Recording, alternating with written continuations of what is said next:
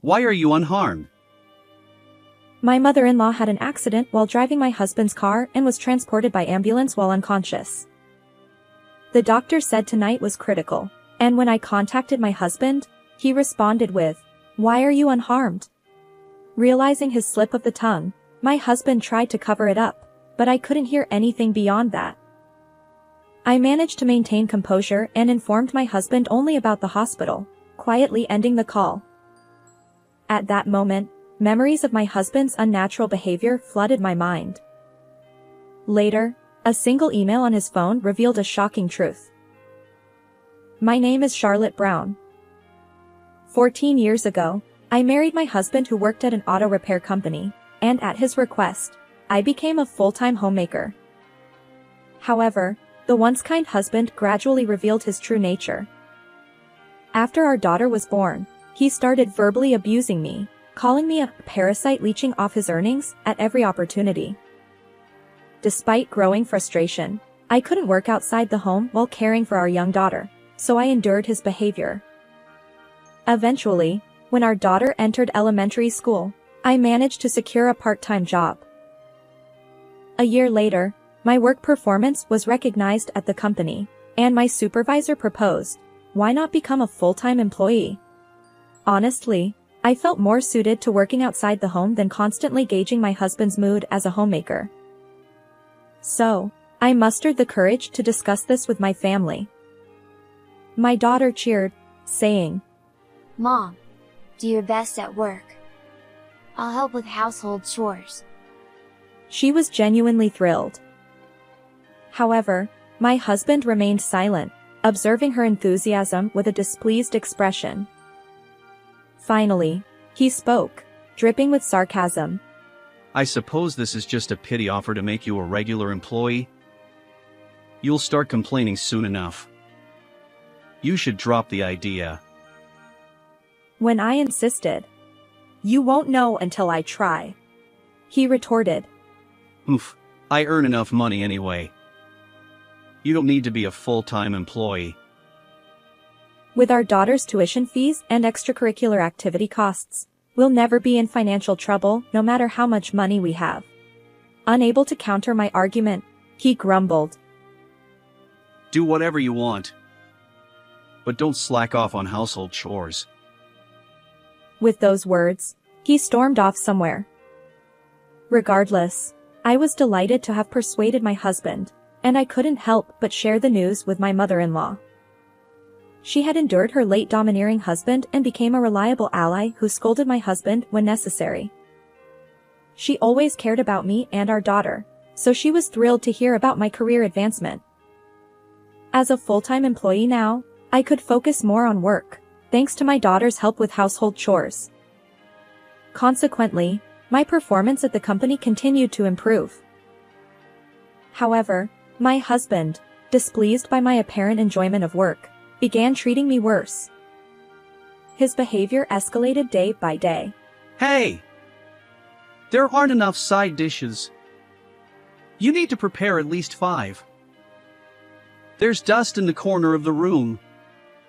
Did you skip cleaning? Despite never showing interest in household matters before, he now nitpicked every detail. Little did I know that his company was struggling financially, and his salary had been significantly reduced. I wondered if his harsh treatment toward me was related to his own frustrations. Wanting to lift his spirits, I decided to prepare his favorite seafood gumbo. But when he saw it, his face turned crimson, and he approached me angrily. What's this? I made it to cheer you up since you seemed down lately. Damn it! Is this some kind of mockery toward pathetic me? He shouted at me, pushed me, and then began slamming the pot and ingredients onto the floor. My daughter and I huddled together in a corner, unable to do anything. This is what happens when you anger me. Clean up properly. Then, my husband, who had overturned everything on the table, left the room with a satisfied expression. After that incident, my husband started coming home late from work more frequently. When I asked him about it, He explained that he was staying at the office late to study and obtain certifications in hopes of increasing his salary. However, on the days he worked overtime, there was always a distinct shampoo scent that didn't belong to anyone in our household. Could it be? A suspicion crossed my mind, and the word divorce flashed before me, but I couldn't confront my husband. Growing up with a single parent, I had experienced unpleasant situations, so I hesitated to take the step of divorce, especially considering our daughter. However, something changed abruptly. My husband's attitude shifted. On days when he returned early from work, he actively helped with household chores and even assisted our daughter with her homework. The drastic change left me bewildered. Perhaps the company's performance improved, and his salary increased? I wondered. Gradually, I began accepting this transformed version of my husband. One day, something unexpected happened. By the way, didn't you mention wanting to wash the car soon? I'll do it at work, so lend it to me. Oh, I can handle it myself. Don't say that. I've been tough on you because work hasn't been going well, but I'm not saying this makes up for it, but let me take care of the washing. Oh, and I'll do a quick inspection too. I was honestly surprised because he had never made such an offer since we got married. However, when I looked into his sincere eyes, I decided to ask for his help. You need a car for shopping and other things, right? Since the inspection will take about a week, go ahead and use my car during that time. I can manage with my bicycle for commuting and shopping. No. Rainy days can be tough for shopping. Use it without hesitation. Given his strong attachment to cars due to his profession, I hesitated to drive his car, fearing any mishaps. Yet, he persistently encouraged me. Despite feeling slightly uneasy about it, I eventually accepted the keys he practically forced upon me. Still, I couldn't bring myself to drive his car, so even after 2 days of borrowing it, I continued commuting and shopping by bicycle. One day, my mother-in-law visited our home with souvenirs from a trip. Since I had a weekday off, I invited her inside, and we sat down for tea. During our conversation, my mother-in-law mentioned that she wanted to take the souvenirs to a friend who lived in the neighboring town. She asked if she could borrow my car for this purpose. Since my mother-in-law doesn't own a car, she occasionally borrows mine. However, on that particular day, the car available at home was not my usual one. It was my husband's. I explained this to her, but my mother-in-law insisted. It's only about a 30-minute round trip, so it'll be fine. She got into my husband's car and drove off. However, an hour passed, and she still hadn't returned. Why hasn't she called? She always does when she's running late. As I waited, wondering if she was engrossed in conversation with her friend, the home phone suddenly rang. When I answered the phone, thinking it might be my mother-in-law, it turned out to be the police. They informed me that my mother-in-law had been driving and mistakenly hit the gas instead of the brake, crashing into a nearby convenience store. Fortunately, there were no casualties, but my mother-in-law was in critical condition and unconscious, taken to the hospital. I immediately tried calling my husband, but he didn't answer. In a panic, I rushed to the hospital. However, the doctor's words there were cruel. This is the turning point tonight. My mind couldn't process the sudden situation, but I knew I had to contact my husband. I called him repeatedly until he finally picked up. However, his response was beyond belief. Why are you unharmed? I was dumbfounded. He quickly backtracked, claiming he was too shaken. But his shocking words left me speechless. I relayed the hospital's name to him and hung up quietly. Earlier, what was that all about? The suspicion toward my husband lingered in my mind, but there were more pressing matters. Lying on a hospital bed in the emergency treatment room was my mother-in-law, connected to numerous tubes and IVs. Her painful appearance left me speechless. Despite the doctor's diligent efforts, my mother-in-law never regained consciousness and peacefully passed away. She was such a kind soul. The moment I learned of her passing, I collapsed in tears right there. An hour later, my husband arrived at the hospital with our daughter. They, too, sobbed alongside me, mourning the loss of my mother-in-law. I observed from a distance as they grieved, but my attention shifted to my husband's phone, casually placed nearby. Just then, a timely message appeared on the screen, and the short text caught my eye. My heart skipped a beat. Did the plan succeed? Indeed, the message explicitly stated that. What is this? What does it mean?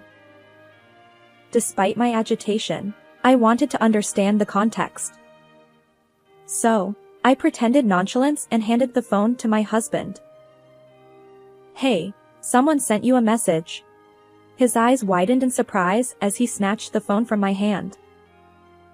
Why are you so flustered? His response was evasive.